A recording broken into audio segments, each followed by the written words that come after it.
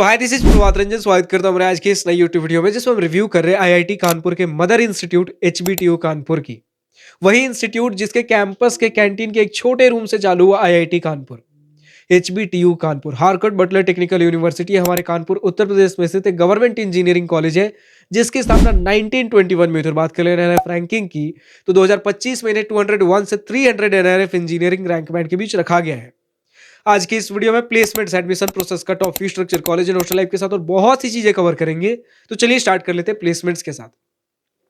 सबसे पहले आपके सामने 2024 बीटेक बैच सभी ब्रांचेस का मिलाकर प्लेसमेंट डिटेल लगाया गया है। जैसे सभी बीटेक ब्रांचेस का मिलाकर 2024 में median package 6.5 LPA, average package 7 LPA, highest package 32 LPA रहा। स्टूडेंट्स का कहना है कि भैया सभी ब्रांचेस को मिलाकर 80 से 90% का प्लेसमेंट परसेंटेज रहता है। सीएससी आईटी जैसे ब्रांचेस में थोड़ा बेटर रहता है। एंड इसके अलावा खास बात यह है कि इस इंस्टीट्यूट में आपको कोर ब्रांचेस बहुत से देखने को मिलते हैं। कुछ ऐसे कोर ब्रांचेस यानी कि सीएससी आईटी को छोड़ दो अगर, तो ऐसे भी कुछ कोर ब्रांचेस हैं जो कि बहुत सारे कॉलेजेस में आपको मिलते भी नहीं है, बहुत रेयर कॉलेजेस में देखने को मिलेंगे। जैसे अगर हम बात कर ले तो computer science and engineering, information technology, ये तो आपके पास लेटेस्ट जो ब्रांचेस हो गए। इसके अलावा कुछ अगर आप लो भैया main stream branches, then chemical engineering, civil engineering, electrical, electronics, mechanical तो होंगे ही होंगे। अब इसके अलावा सुनिए कुछ ऐसे ब्रांचेस जो बहुत रेयर कॉलेजेस में मिलेंगे, जैसे बायोकेमिकल इंजीनियरिंग, आपका food technology, leather technology, oil technology, paint technology, plastic technology. तो ऐसे बहुत रेयर कॉलेजेस में इस प्रकार के ब्रांचेस हमें देखने को मिलते हैं। तो अगर ऐसे ब्रांचेस को लेते हुए भी जिनमें प्लेसमेंट्स थोड़े होने मुश्किल होते हैं आपके नॉर्मल मेन स्ट्रीम ब्रांचेस से, अगर ऐसे ब्रांचेस को लेते हुए भी अगर इतना बढ़िया एग्रीगेट आपका प्लेसमेंट परसेंटेज है, एवरेज पैकेज है, मीडियन पैकेज है, तो प्लेसमेंट्स बढ़िया है। ये मैं नहीं बोल रहा हूं कि एनआईटीज के बराबर के हैं, आईआईटीज के बराबर के, लेकिन अगर एक स्टेट गवर्नमेंट इंजीनियरिंग कॉलेज के हिसाब से पकड़ के चलिए तो प्लेसमेंट्स अच्छे हैं। हाँ, एक समय था जबकि एचबीटीयू कानपुर के अंदर आईआईटी कानपुर चालू हुआ तो वो एक लेगेसी था, तो शायद उस लेगेसी को अभी तक मेंटेन नहीं कर पाया है, लेकिन आज भी बहुत सारे स्टेट गवर्नमेंट इंजीनियरिंग कॉलेजेस से आगे है एचबीटीयू कानपुर। अब अगर हम बात कर ले भैया एडमिशन प्रोसेस की, तो सबसे पहले आप जेईई मेन का एग्जाम दोगे एंड जेईई मेन के एग्जाम में जो भी रैंक बनेगा उसके बेसिस पे एचबीटीयू कानपुर का खुद का एक सेपरेट काउंसलिंग होता है। तो एचबीटीयू कानपुर के वेबसाइट पर जाके इस काउंसलिंग के लिए अप्लाई कर सकते हो और जेईई मेन रैंक के बेसिस पे आप अप्लाई करिए। जो भी रैंक रहेगा जेईई मेन में उसके बेसिस पे आपको ब्रांचेस देखने को मिल जाएंगे। बाकी अगर कुछ सीट्स के बारे में बात कर ले तो 95% सीट्स यूपी डोमिसाइल कोटा के लिए, उत्तर प्रदेश कैंडिडेट्स के लिए, और 5% seats outside Uttar Pradesh candidates. तो मेजॉरिटी उत्तर प्रदेश वाले स्टूडेंट्स ही आपको देखने को मिल रहे होंगे एचबीटीयू कानपुर के अंदर। अब अगर हम बात कर ले कट ऑफ की, देन आपके सामने एचबीटीयू कानपुर के काउंसलिंग 2025 काउंसलिंग के राउंड 3 के कट ऑफ का स्क्रीनशॉट लगा हुआ है for general candidates without any reservation. सिर्फ जो आपको मिलता भैया उत्तर प्रदेश डोमिसाइल कोटा, इसके अलावा कोई रिजर्वेशन नहीं। 2025 के राउंड 3 काउंसलिंग राउंड के कट ऑफ्स के बारे में हम डिस्कस कर रहे हैं। जैसे कंप्यूटर साइंस इंजीनियरिंग क्लोज हुआ था 38,086 रैंक पर, इलेक्ट्रिकल इंजीनियरिंग 62,055 रैंक पर। इसी प्रकार से बाकी सारे ब्रांचेस का आप देख सकते हो। इसके अलावा और भी राउंड्स होते हैं भैया, internal sliding, phase 2 round 1, phase 2 round 2, internal sliding 2। लेकिन मेन जो आपको डिफरेंसेस वगैरह देखने को मिलेंगे राउंड 3 तक, जैसा कि आप जोसा सीसा में भी देखते हो।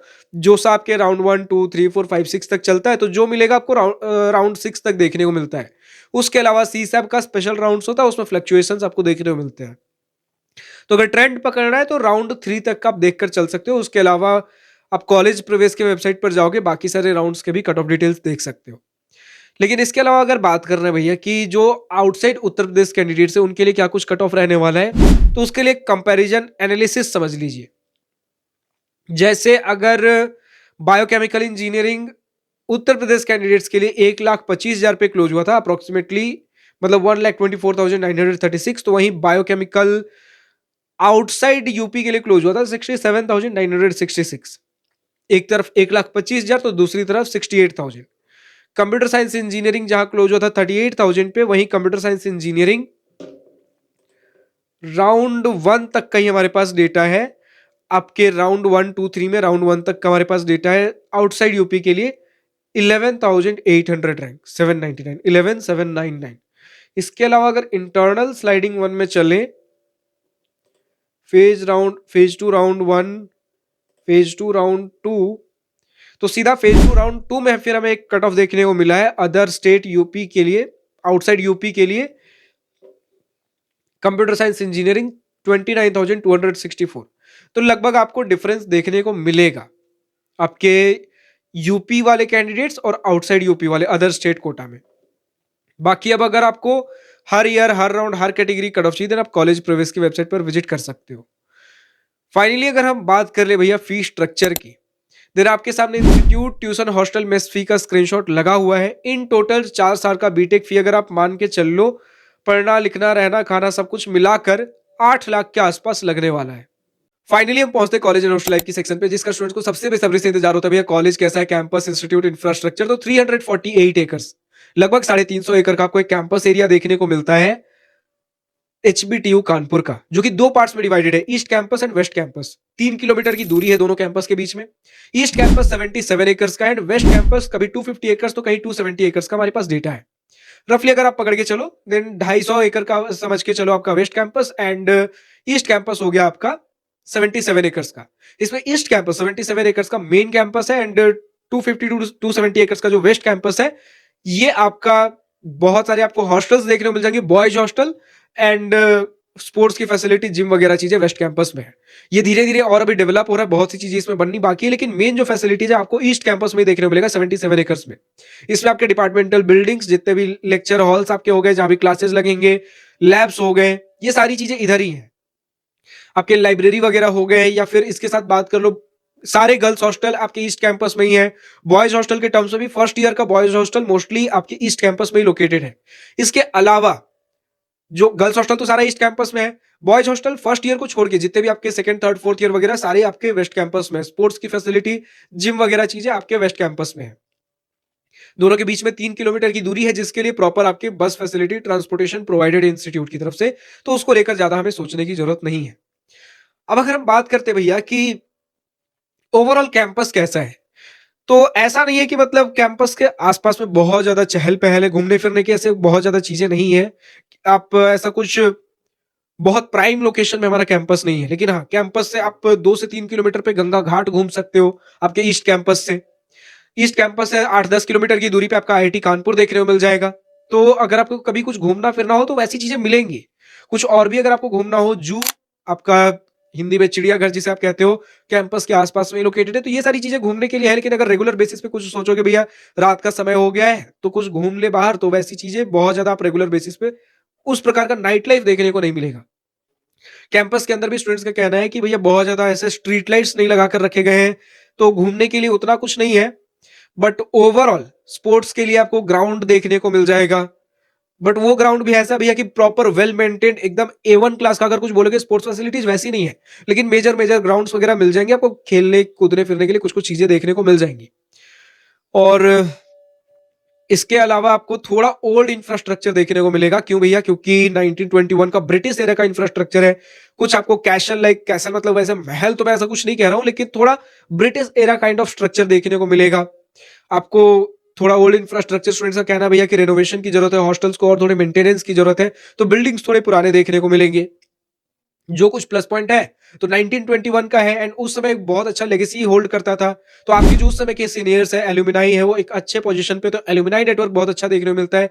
आज भी बहुत डिग्रेड नहीं हुआ है, लेकिन उस समय जो लेगेसी था वो थोड़ा थोड़ा पीछे कहीं छूटता हुआ हमें दिखा है, लेकिन आज भी एक अच्छा होल्ड है इनका अपने एल्यूमिनाई नेटवर्क, अपने प्लेसमेंट्स के ऊपर एक अच्छा होल्ड हमें देखने को मिलता है। एवरेज पैकेज भले ही 6-7-8 LPA का हो, लेकिन प्लेसमेंट परसेंटेज हमें अच्छा देखने को मिलते हैं। स्टूडेंट्स का कहना भी है student run bodies, activities, societies, clubs हमें अच्छे देखने को मिलते हैं, फेस्ट वगैरह अच्छे हो जाते हैं। तो जो एक कल्चर है, कॉलेज कल्चर स्टूडेंट्स की तरफ से पुश, वो सारी चीजें अच्छी देखने को मिलेंगी। हाँ, इंफ्रास्ट्रक्चर में थोड़ी इंप्रूवमेंट की जरूरत है, स्पोर्ट्स का फैसिलिटी थोड़ा बढ़िया हो जाए। बाकी जो एनवायरमेंट है कैंपस का सराउंडिंग, उसके ऊपर तो कैंपस का कोई कंट्रोल नहीं है। तो बस ये इंफ्रास्ट्रक्चर को थोड़ी और रिनोवेशन की जरूरत है। बाकी स्टूडेंट्स की तरफ से जो कल्चर प्रोवाइड किया जाता है वो बढ़िया है। सीनियर सपोर्टिव बताए गए हैं, कुछ प्रोफेसर थोड़े से रूड, वो तो हर कॉलेज का कहानी है कि कुछ प्रोफेसर रूड तो कुछ हेल्पफुल देखने को मिलते हैं। इसी प्रकार का आपका ओवरऑल कैंपस है। बाकी अगर हम बात कर ले कनेक्टिविटी की, देन नियरेस्ट रेलवे स्टेशन आपको देखने को मिलता है 10 किलोमीटर पे Kanpur central railway station, 21.5 kilometre पे कानपुर एयरपोर्ट, 76 किलोमीटर पे चौधरी चरण Singh international airport Lucknow. Hostel में आपको 2 सीटर एंड 3 सीटर फैसिलिटीज, यानी कि एक रूम में या तो 2 लोग या 3 लोग रहोगे। मेस के टर्म्स में स्टूडेंट्स ने बोला भैया कुछ दिन बिलो एवरेज खाना, तो कुछ दिन लाइक 2 दिनों कुछ ऐसा वीक में 2 दिन स्टूडेंट्स ने बताया था जिस दिन थोड़ा अच्छा खाना बनता है, यानी कि अबव एवरेज, कुछ दिन अबव एवरेज, कुछ दिन बिलो एवरेज, इस प्रकार की कुछ चीजें हैं। बाकी ओवरऑल एक डिसेंट आपको इंफ्रास्ट्रक्चर फैसिलिटीज देखने को मिल जाती है। फिलहाल आज की इस वीडियो में इतना ही। अब जो भी स्टूडेंट एचबीटीयू कानपुर से इस वीडियो को देख रहे हैं, अभी तक का आपका अपना अपना ओपिनियन कैसा भैया, कि अभी तक का आपका एक्सपोजर कैसा रहा है, एक्सपीरियंस कैसा रहा है, कुछ pros and cons, positive and negative points of this college comment section में लिखकर बताइए। और जो भी स्टूडेंट्स और दूसरे कॉलेज के रिव्यू वीडियोस देखना चाहते हैं, नेक्स्ट वीडियो किस कॉलेज का चाहिए, कमेंट सेक्शन में लिखकर बताइए। आज की इस वीडियो में इतना ही। अगर वीडियो पसंद आया तो लाइक शेयर अपना दिल खोल करिएगा, और अगर कुछ दिल की बातें, कुछ मन की बातें लिखकर बतानी हो या पूछनी हो तो कमेंट सेक्शन आप ही के लिए तो है। Thank you for watching this video, good bye, nice day, wish you all the best for future, enjoy journey.